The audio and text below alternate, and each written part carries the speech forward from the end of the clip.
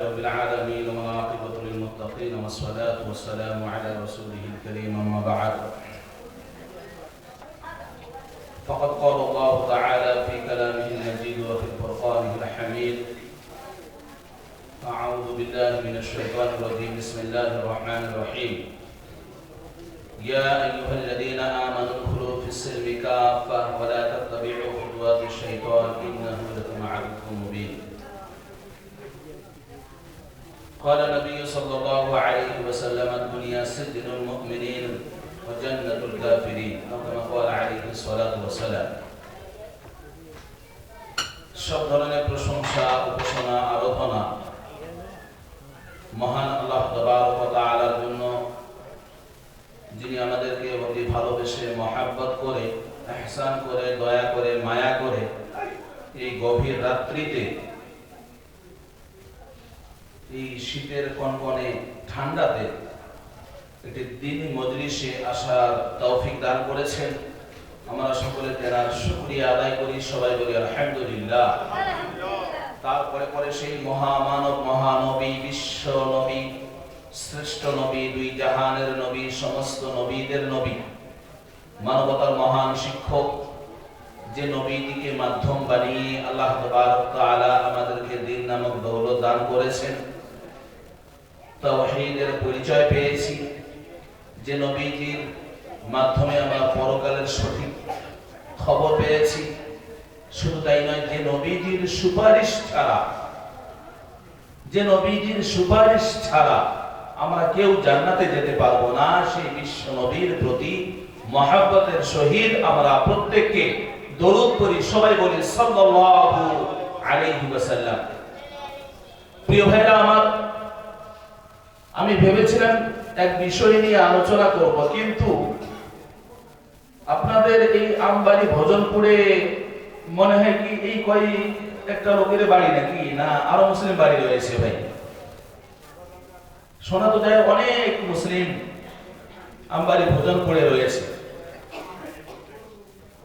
কিন্তু মজমা দেখে তো মনে হয় না, মনে হয় আধার কার্ড আর ভোটার কার্ডের মধ্যেই তাদের নাম মুসলিম পাওয়া যায়। এখানে এশার নামাজ পড়েও দেখলাম, আবার মজমাতেও ফলো করছি। যদি মসজিদের সাথে সম্পর্ক না থাকে, ইসলামিক মজলিসের সাথে সম্পর্ক না থাকে, তাহলে ওই আধার কার্ড ভোটার কার্ডেই শুধু মুসলিম নাম থাকলেই যে আমরা পাপ হয়ে যাব, কেউ যদি এটা আমরা ভেবে নিয়ে থাকি, এটা কিন্তু ভুল ধারণা, ভুল আকীদা। পস্তাতে হবে সেই দিন, যেদিন ইয়াউমা লা ইয়ানফাউ মালুন ওয়ালা বানুন ইল্লা মান আতাল্লাহু বিকলবিন সালিম। ইয়াউমা লা ইয়ানফাউ মালুন ওয়ালা বানুন, যেদিন সন্তান সন্ততি আর সম্পদ কোনো কাজে লাগবে না, সেই দিন বুঝে আসবে। আমার মাইকের আওয়াজ যতদূর পর্যন্ত যাচ্ছে, যে মা বোনের কানে আওয়াজ পৌঁছানো হচ্ছে, যে ভাইয়ের কানে আওয়াজটা পৌঁছাচ্ছে, আমি অনুরোধ করব, যদি মরণের ভয় থাকে আপনাদের কলিজার ভিতরে, যদি কবরের ভয় থাকে আপনাদের কলিজার ভিতরে, উঠে চলে আসুন।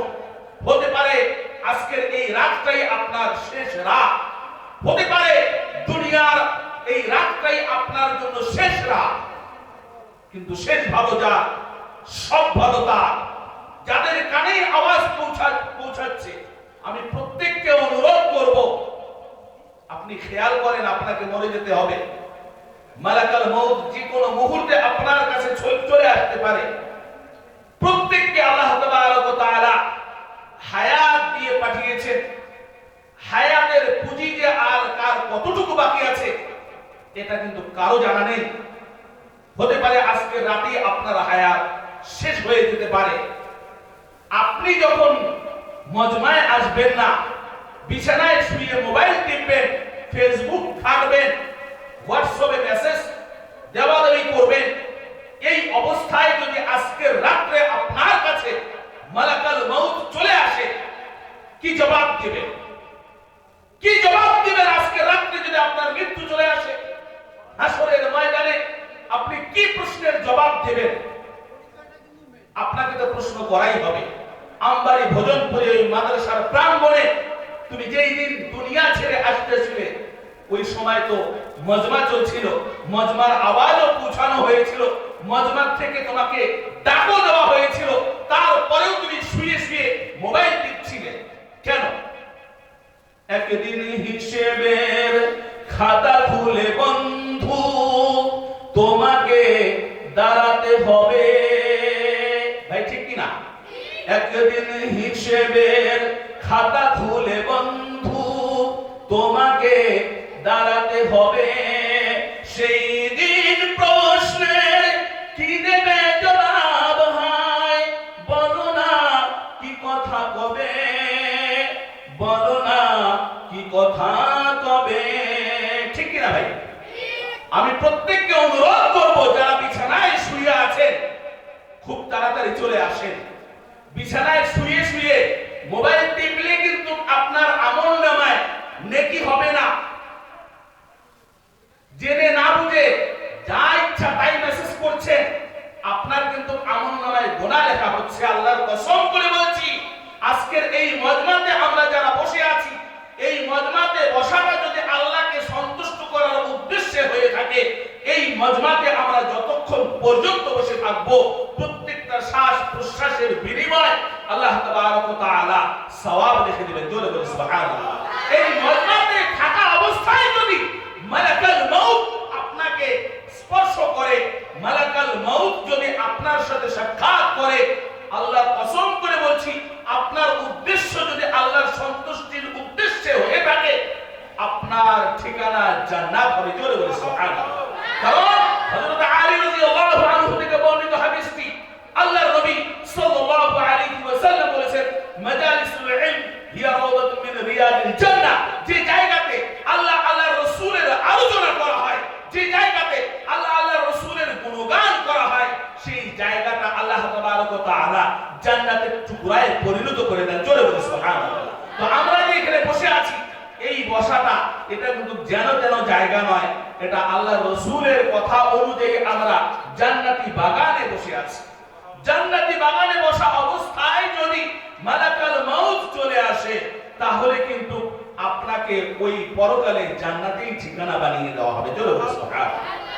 পরকালে তো প্রত্যেককে একদিন যেতে হবে, হয় কি হয় না ভাই? আমি বয়ান করতে চাচ্ছি কিন্তু বয়ান করতে পারছি না, কয়েকটা কথা বলে আমার পরেই যে বক্তা ওনাকে দেওয়া হবে। আর যদিও বা বক্তব্য রাখতাম, লোক দেখে, আপনাদের দেখে মুখ আসছে না, লোক সংখ্যা খুবই কম। আমি, আপনারা হয়তো শুনেছেন মাইকের মধ্যে, আমি কুচবিহার কবরস্থান থেকে এসেছি।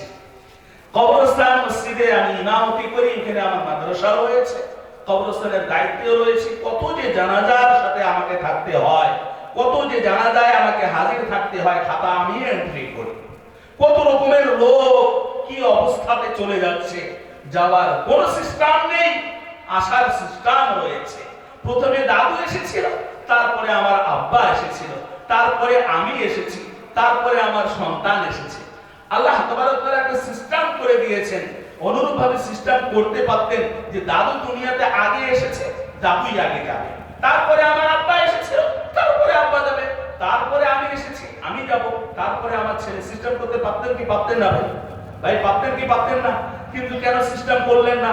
আল্লাহ সিস্টেম করতে পারতেন কিন্তু করলেন না এই জন্যই, যাতে করে যে কোনো মুহূর্তে মরণের ডাক চলে আসতে পারে, এটা প্রত্যেককে খেয়াল রাখতে পারে, এটা প্রত্যেককে স্মরণ রাখতে পারে।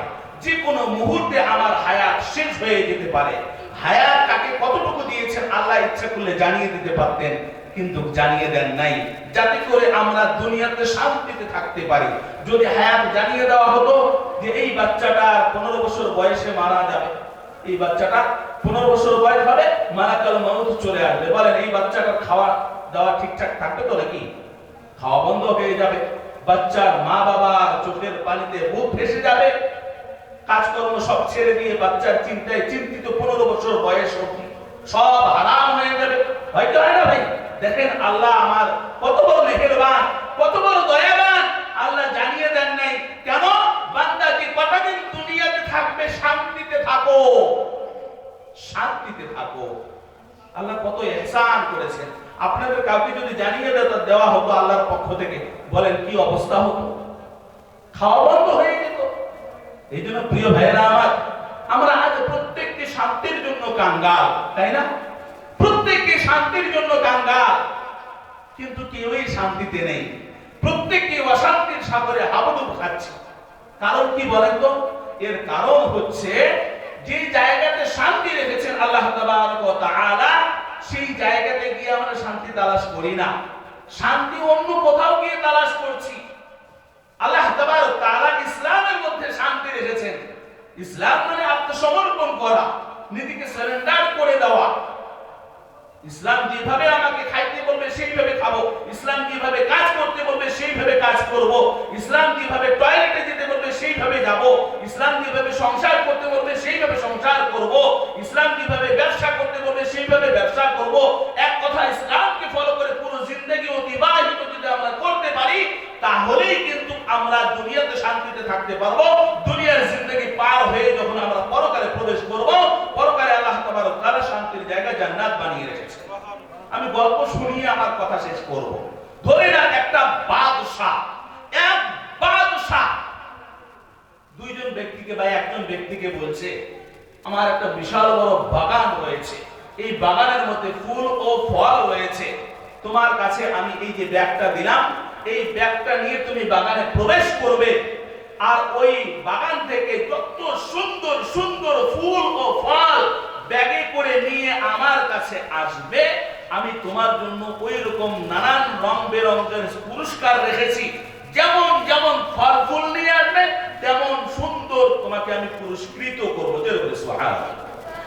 শর্ত একটা, শর্ত কি? বাগানে যে রাস্তা দিয়ে তুমি প্রবেশ করবে ওই রাস্তা দিয়ে ফেরত